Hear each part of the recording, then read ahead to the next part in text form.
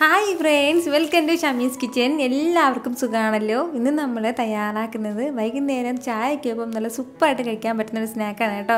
കൂടെ തന്നെ നല്ലൊരു ചട്നിയും കൂടെ ഉണ്ടെങ്കിൽ പിന്നെ വേറെ ഒന്നും പറയാനില്ല. അപ്പോൾ ഇതിന്റെ ഡീറ്റെയിൽസ് ഒന്നും മിസ് ആകാതിരിക്കാൻ വേണ്ടി എല്ലാവരും ഒന്ന് സ്കിപ്പ് ചെയ്യാതെ കണ്ടേക്കണം. കൂടെ തന്നെ നമ്മുടെ ഈ Shameeskitchen ചാനലിൽ ഇതുവരെയും സബ്സ്ക്രൈബ് ചെയ്യാത്തവരാണെന്നുണ്ടെങ്കിൽ അല്ലെങ്കിൽ ഇത് ആദ്യമായിട്ടാണ് കാണുന്നതെങ്കിൽ പ്ലീസ് ഒന്ന് സബ്സ്ക്രൈബ് ചെയ്തേക്കണേ.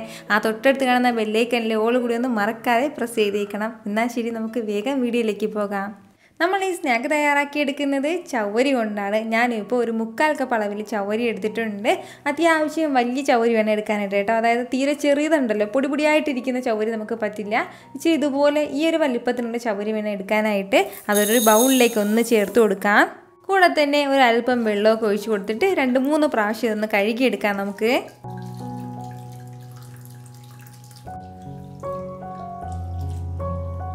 ഇതുപോലെ ഒരു 2 പ്രാവശ്യം വെള്ളത്തിലേക്ക് ഒന്ന് കഴുകി എടുത്തിട്ടുണ്ട്. എന്നിട്ട് വെള്ളം കംപ്ലീറ്റ് ആയിട്ട് നമ്മൾ മാറ്റണം.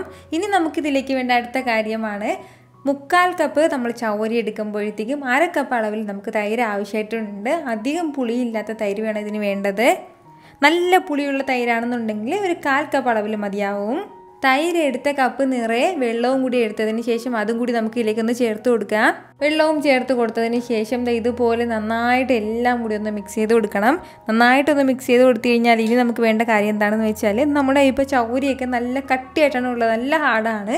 ഇത് നല്ലതുപോലെ സോഫ്റ്റ് ആവണം. സോഫ്റ്റ് ആകാൻ വേണ്ടിയിട്ട് ഏകദേശം 3-4 മണിക്കൂർ നമ്മളിങ്ങനെ വെള്ളത്തിൽ നിന്ന് ഈ തൈരിൻ്റെ ഈ വെള്ളത്തിൽ തന്നെ ഇങ്ങനെ കുതിർക്കാൻ വേണ്ടി വെച്ചിരിക്കണം. അത്രയും സമയം കൊണ്ട് നമ്മുടെ ഈ ചവ്വരി എല്ലാം ഒന്ന് കുതിർന്ന് കിട്ടി തുടങ്ങും. ആ സമയം ആകുമ്പോഴത്തേക്കും നമുക്ക് ബാക്കി കാര്യങ്ങളൊക്കെ ചെയ്യാവുന്നതാണ്. അപ്പോൾ ഇത് കുറച്ച് സമയം ഇങ്ങനെ ഇരുന്ന് നമ്മുടെ ചവ്വരി എല്ലാം നല്ലതുപോലെ ഒന്ന് കുതിർന്ന് കിട്ടട്ടെ. ഇതിപ്പോൾ കുതിർക്കാൻ വെച്ചിട്ട് ഏകദേശം ഒരു 3 മണിക്കൂറോളം കഴിഞ്ഞിട്ടുണ്ട്. അത്രയും സമയം കൊണ്ട് തന്നെ നമ്മുടെ ഈ ചവ്വരി എല്ലാം നല്ലതുപോലെ ഇതുപോലെ ഒന്ന് കുതിർന്ന് കിട്ടിയിട്ടുണ്ട്. അപ്പോൾ ഈ ഒരു രീതിക്ക് വേണം നമുക്ക് കിട്ടാനായിട്ട് കേട്ടോ. അതായത് പെട്ടെന്ന് തന്നെ നമുക്ക് തയ്യാറാക്കാൻ പറ്റില്ല. വൈകുന്നേരമൊക്കെ നമുക്ക് തയ്യാറാക്കാനാണെന്നുണ്ടെങ്കിൽ രാവിലെ തന്നെ ഇതുപോലെ ഒന്ന് തൈരിലൊന്ന് ഇട്ട് വെച്ചിരുന്നാൽ മതിയാവും. സൂപ്പറായിട്ട് നല്ലതുപോലെ സോഫ്റ്റ് ആയിട്ട് ഉണ്ടാവും. ഇത്രയും ആയിക്കഴിഞ്ഞാൽ ഇനി നമുക്കിതിലേക്ക് ബാക്കി ചേർക്കേണ്ട ചേരുവകളൊക്കെ ചേർത്ത് കൊടുക്കാം. ഫസ്റ്റ് നമുക്കിതിലേക്ക് വേണ്ടത് ഇതുപോലെ 1 ടീസ്പൂൺ അളവിൽ ചെറിയ ജീരകമാണ്. അതുപോലെ തന്നെ പിന്നെ ഇതിലേക്ക് വേണ്ടതാണ് ചെറിയൊരു പീസ് അളവിൽ ഇഞ്ചി എടുത്തിട്ട് ഇതുപോലെ ഒന്ന് ചെറുതായിട്ടൊന്ന് അരിഞ്ഞെടുത്തിരിക്കുകയാണ്. അതും കൂടി ചേർക്കാം. കൂടെ തന്നെ ഒരു 2 പച്ചമുളകും കൂടി, നമ്മുടെ എരിവിനനുസരിച്ചിട്ടുള്ള പച്ചമുളക് നമുക്ക് ഈ സമയം ഇതിലേക്ക് ചേർക്കാവുന്നതാണ്. ഇനി നമുക്കിതിലേക്ക് വേണ്ടത് സവാളയാണ്. അത്യാവശ്യം വലിയ സവാളയിൽ ഒരു സവാള എടുത്തിട്ടുണ്ട്. എന്നിട്ട് ഇതുപോലെ ഒന്ന് ചെറുതായിട്ടൊന്ന് അരിഞ്ഞെടുത്തിരിക്കുകയാണ്. അതും ചേർക്കാം. കൂടെ തന്നെ ഇതുപോലെ കുറച്ച് മല്ലിയിലയും കൂടി നമുക്ക് ആവശ്യമായിട്ടുണ്ട്. ഇനി നമുക്കിതിലേക്ക് വേണ്ടത് അരിപ്പൊടിയാണ്, പച്ചരിപ്പൊടി. അപ്പോൾ വറുത്ത പച്ചരിപ്പൊടിയാണ് എടുത്തിട്ടുള്ളത്. നമ്മൾ നേരത്തെ 1/4 കപ്പ് അളവിൽ ചവ്വരി എടുത്തില്ലേ, ആ 1/4 കപ്പ് അളവിൽ തന്നെയാണ് അരിപ്പൊടി നമുക്ക് ആവശ്യമായിട്ടുള്ളത്. അരിപ്പൊടിയുടെ അളവ് കുറയ്ക്കുകയും കൂട്ടുകയൊക്കെ ചെയ്യാവുന്നതാണ്. നമ്മൾ എത്രത്തോളം നമ്മളിങ്ങനെ കുഴച്ചെടുക്കുന്നതിനനുസരിച്ചിട്ട് വേണം അരിപ്പൊടി ചേർക്കാനായിട്ട്. കൂടെ തന്നെ പിന്നെ ഇനി നമുക്കിതിലേക്ക് വേണ്ടതാണ് ഇതുപോലെ ഒരു 1/4 ടീസ്പൂൺ അളവിൽ സോഡാപ്പൊടിയും കൂടി. നമ്മൾ സാധാരണ അപ്പത്തിലൊക്കെ ചേർക്കില്ല, അതുപോലെ വളരെ കുറച്ച് മാത്രം മതിയാവും. എങ്കിൽ ഈ സോഡാപ്പൊടി ചേർക്കുമ്പോഴാണ് കുറച്ചുകൂടി സോഫ്റ്റ് ആയിട്ട്, അതായത് ഇങ്ങനെ ഫ്ലഫി ആയിട്ട് വരും. അതിന് വേണ്ടിയിട്ടാണ്. ഇത്രയും ആയിക്കഴിഞ്ഞാൽ ഇനി നമുക്കിതിലേക്ക് ആവശ്യത്തിനുള്ള ഉപ്പും കൂടി ഒന്ന് ചേർത്ത് കൊടുക്കാം. ഉപ്പും ചേർത്ത് കൊടുത്തതിന് ശേഷം ഇതെല്ലാം കൂടി നല്ല രീതിയിലൊന്ന് കുഴച്ചെടുക്കുകയാണ്. നമ്മൾ കുഴച്ചെടുത്തതിന് ശേഷം മാത്രം, നന്നായിട്ട് കുഴച്ചെടുത്തതിന് ശേഷം മാത്രം വെള്ളം വേണമെന്നുണ്ടെങ്കിൽ മാത്രമേ ചേർക്കാൻ പാടുള്ളൂ. ഒരുപാട് വെള്ളം ചേർക്കാൻ പാടില്ല കേട്ടോ. അതായത് ഇച്ചിരി കട്ടിയായിട്ട് വേണം നമുക്കിത് കുഴഞ്ഞ് കിട്ടാനായിട്ട്.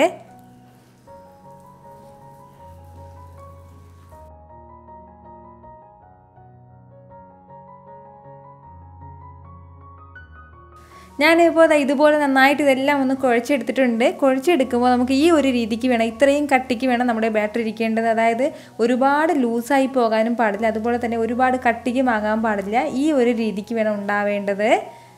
ഇനി നമുക്ക് വേണ്ട കാര്യം എന്താണെന്ന് വെച്ചാൽ, ഇതിൽ നിന്ന് ഒരല്പം ബാറ്റർ എടുത്ത് നമുക്ക് ഇഷ്ടമുള്ള ഷേപ്പിന് ഇടാം. അതായത് ഇതിൽ നിന്നും ഇപ്പോൾ ഞാനിപ്പോൾ ഈ ഒരു അളവിനാണ് ഇത് എടുക്കുന്നത്. ഇനിയിപ്പോൾ ഇതിൽ നിന്നും ചെറിയ പീസായിട്ട് വേണം, അതായത് കുറച്ച് കുട്ടിയായിട്ട് വേണമെന്നുണ്ടെങ്കിൽ അങ്ങനെ നമുക്ക് ഇടാവുന്നതാണ്. കുട്ടിയായിട്ട് ഇടുന്തോറും കൂടുതൽ ക്രിസ്പി ആയിട്ട് കിട്ടും നമുക്ക്. ഇപ്പോൾ ഇവിടെ എണ്ണ നല്ലതുപോലെ ഒന്ന് ചൂടായിട്ടുണ്ട്. എണ്ണ ചൂടായി കഴിഞ്ഞാൽ ഫ്ലെയിം ഒന്ന് മീഡിയത്തിൽ വെച്ച് കൊടുക്കാം. ഇനി നമുക്ക് ഇഷ്ടമുള്ള രീതിയിൽ അല്പമായിട്ട് മാവിട്ട് കൊടുക്കാവുന്നതാണ്.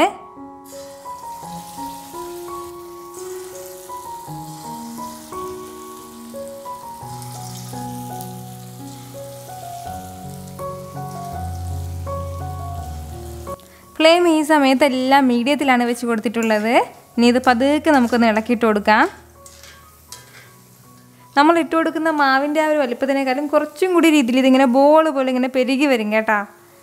അപ്പോൾ ഫ്ലെയിം മീഡിയത്തിൽ നിന്ന് ഹൈയിലേക്ക് മാറ്റരുത്, ഒരുപാട് ഫ്ലെയിം വെക്കരുത്. പെട്ടെന്ന് തന്നെ പുറം ഭാഗം കളറ് മാറിപ്പോകും, ആകെ വേഗാതെ കിട്ടും. അതിൻ്റെ പേരിൽ മീഡിയം ഫ്ലെയിമിൽ തന്നെ വെച്ചിട്ട് വേണം ചെയ്യാനായിട്ട്. എങ്ങാനും നമ്മുടെ ഗ്യാസ് സ്റ്റൗവിൽ മീഡിയം ഫ്ലെയിം എന്ന് പറയുന്നത് കുറച്ചുകൂടി ഹൈ ഫ്ലെയിമിലാണ് വരുന്നതെങ്കിൽ മീഡിയം ഫ്ലെയിമിൽ നിന്ന് അല്പം കൂടി കുറച്ച് വയ്ക്കാം കേട്ടോ. എന്നിട്ട് വേണം ഇത് ഫ്രൈ ചെയ്തെടുക്കാനായിട്ട്.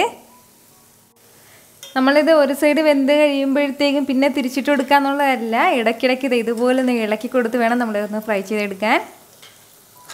ഞാനിപ്പോൾ ഇത് ഈ ഒരു വലിപ്പത്തിലാണ് ഇത് തയ്യാറാക്കി എടുക്കുന്നത്. വേണമെന്നുണ്ടെങ്കിൽ കുട്ടി കുട്ടി ബോൾസ് ആക്കിയിട്ടും ചെയ്തെടുക്കാവുന്നതാണ്.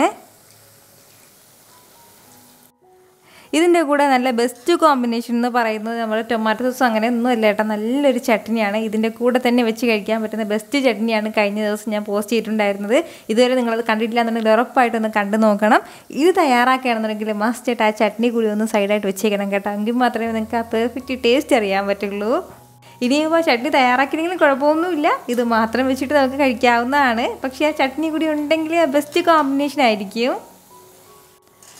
ഇതിപ്പോൾ നന്നായിട്ടൊന്ന് വെന്ത് കിട്ടിയിട്ടുണ്ട്. ആ ചിലിച്ചിലാന്നുള്ള സൗണ്ട് എല്ലാം മാറി കിട്ടിയിട്ടുണ്ട്. ഇനി നമുക്കിത് എടുക്കാവുന്നതാണ്. ഞാൻ എപ്പോഴും പറയുന്നതാണ്, ഇതുപോലുള്ള സ്നാക്കൊക്കെ തയ്യാറാക്കി എടുക്കുന്നതിന് തൊട്ട് മുമ്പായിട്ട് ഫ്ലെയിം ഒന്ന് ഹൈയിലേക്ക് മാറ്റണം. ഹൈയിൽ മാറ്റുമ്പോഴത്തേക്ക് അതിനുള്ളിൽ എന്തെങ്കിലുമൊക്കെ എണ്ണയൊക്കെ ഉണ്ടെങ്കിൽ അതൊക്കെ ഒന്ന് പെട്ടെന്ന് പോകും കേട്ടോ. ഒരു 15 മുതൽ 30 സെക്കൻഡ് വരെ മാത്രം ഹൈ ഫ്ലെയിമിൽ വെച്ചിരുന്നാൽ മതിയാവും. നല്ലൊരു ബ്രൗൺ കളർ ആകുന്നത് വരെയും ഫ്രൈ ചെയ്യേണ്ട ആവശ്യമില്ല. നന്നായിട്ട് ഇതെല്ലാം ഒന്ന് വെന്ത് കഴിഞ്ഞാൽ പിന്നെ നമുക്കിത് എടുക്കാവുന്നതാണ്.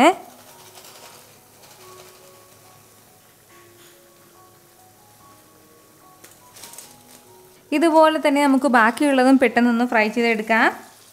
നമ്മളിത് തയ്യാറാക്കി എടുക്കുമ്പോഴത്തേക്കും പ്രത്യേകം ശ്രദ്ധിക്കേണ്ട ഒരേ ഒരു കാര്യം മാത്രമേ ഉള്ളൂ, ചവ്വരി നല്ലതുപോലെ ഒന്ന് കുതിർന്നിട്ടുണ്ടാവണം. അതായത് ഒരു ചവ്വരി എടുത്തൊന്ന് കയ്യിലേക്ക് വെച്ചിട്ടൊന്ന് പ്രസ് ചെയ്യുമ്പോഴത്തേക്കും മാവ് പോലെ ആകണം. ആ ഒരു രീതി ആയതിനു ശേഷം മാത്രമേ ഇത് തയ്യാറാക്കാൻ വേണ്ടിയിട്ട് എടുക്കാൻ പാടുള്ളൂ. ഇപ്പോൾ രണ്ടാമത്തെ ബാച്ചും നല്ലതുപോലെ റെഡി ആയിട്ടുണ്ട്. ഇത് നമുക്ക് എടുക്കാം. ചവ്വരി കൊണ്ട് ഇതുവരെയും ഇതുപോലൊരു സ്നാക്ക് തയ്യാറാക്കിയിട്ടില്ല എന്നുണ്ടെങ്കിൽ ഉറപ്പായിട്ട് നിങ്ങളൊന്ന് ട്രൈ ചെയ്ത് നോക്കണം. നിങ്ങൾക്ക് ഇത് നന്നായിട്ട് ഇഷ്ടമാവും കേട്ടോ. സ്പെഷ്യൽ ടേസ്റ്റിലായിരിക്കും നമുക്കിത് കിട്ടുന്നത്. അപ്പോൾ മറക്കാതെ ഈ ചട്നി കൂടി സൈഡായിട്ടൊന്ന് വെച്ചേക്കണം. വളരെ സിമ്പിളായിട്ട് പെട്ടെന്ന് തയ്യാറാക്കി എടുക്കാൻ പറ്റുന്നതാണ് ചട്നി. അതിൻ്റെ ലിങ്ക് വന്നിട്ട് ഞാൻ പിണ്ട് കമൻ്റായിട്ട് കൊടുത്തിരിക്കാം. അപ്പോൾ ഈ വീഡിയോ ഇഷ്ടമായാൽ മറക്കാതെ ഒന്ന് ലൈക്ക് ചെയ്യാനും കൂടെ തന്നെ നിങ്ങളുടെ ഫ്രണ്ട്സിനും ഫാമിലിക്കും എല്ലാവർക്കും ഒന്ന് ഷെയർ കൂടി ചെയ്ത് കൊടുത്തേക്കണം. വീണ്ടും നല്ലൊരു ഉഷാർ വീഡിയോ ആയിട്ട് നാളെ 2 മണിക്ക് കാണാം. അതുവരേക്കും എല്ലാവരും ഹാപ്പി ആയിട്ടിരിക്കുക, സന്തോഷമായിട്ടിരിക്കുക, എല്ലാവരും സേഫ് ആയിട്ടിരിക്കണം. Take care friends.